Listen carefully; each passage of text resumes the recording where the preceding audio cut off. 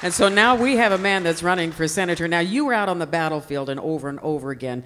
You know, the list is so long here, but your real commitment came to serve our country when, as far as taking a seat in the Senate, and that's what we're hoping for. Well, going back to the oath that I took, and it's an oath that's in my heart, and it's an oath that I took to defend a document that secures our liberty through the grace of God and God's law. It is God that gave us the freedom and liberty that we have. It's not for man to take away. And our government right now is trying to take away a lot of our liberties and freedoms. And I realized I was a first responder to the World Trade Center in New York City on 9/11.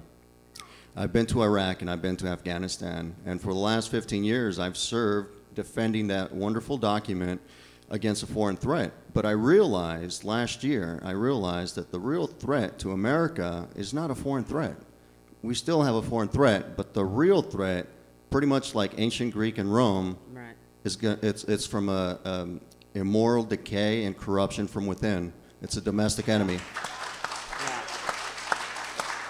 And that's when I decided to leave the military and to fulfill the second half of the oath that I took when I raised my right hand to support and defend the Constitution of the United States against all enemies, foreign and domestic. And it is the domestic threat that I have yet to fulfill in the oath that I took over 15 years ago.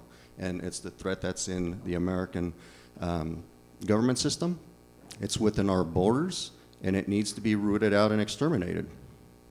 I understand that you might be meeting with Obama in Kansas City. Well, you know, in early May, I received a letter from the Secretary of State, Robin Carnahan, who's actually also running for the same seat I'm running, but she's running on the Democratic ballot. I'm on the Republican ballot. And she sent me a letter, and I ignored it, and it said, hey, you have to prove that you're a citizen. I ignored it. You know, Obama ignored it, so I figured I could get away with it too.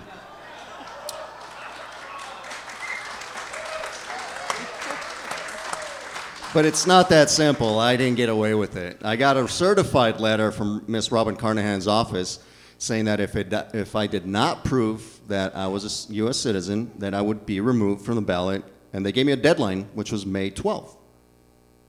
So I got all of my documents together, my birth certificate, which is a Mexican birth certificate, my naturalization certificate, my orders sending me to Iraq and Afghanistan, my Bronze Star citations, and a couple of officer evaluations that say I'm a pretty good and effective leader. Upstanding citizen of the United States. Right. So I brought all his documentation, and they were only interested in the naturalization certificate. They made a photocopy of it, and I asked them, I said, well, is that public record now? Because I'm running for public office, so anyone that wants to know if I'm a U.S. citizen, all they have to do is ask for proof, and you guys will supply it since you made a copy. And they said, oh, yes, absolutely. Anyone that wants proof, we have it.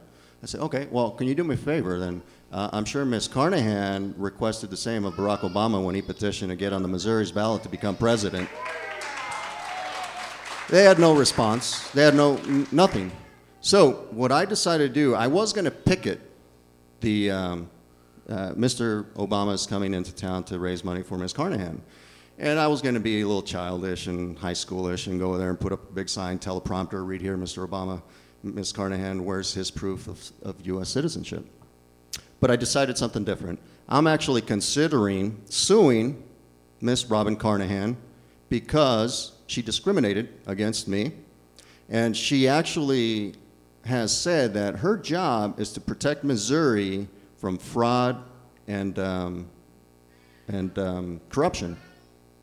But the fraud that she created, if she did not make Mr. Obama show proof of citizenship when he petitioned to get on the Missouri ballot, so therefore the votes that he got from Missouri, he didn't carry Missouri for the electoral votes, but for all the votes that he got, should be taken back. And hopefully other states will do the same thing and sue Ms. Carnahan and their other Secretary of States, and sooner or later he's going to have to demand, or he's going to have to prove, based on our demand, that he is, in fact, a U.S.-born citizen.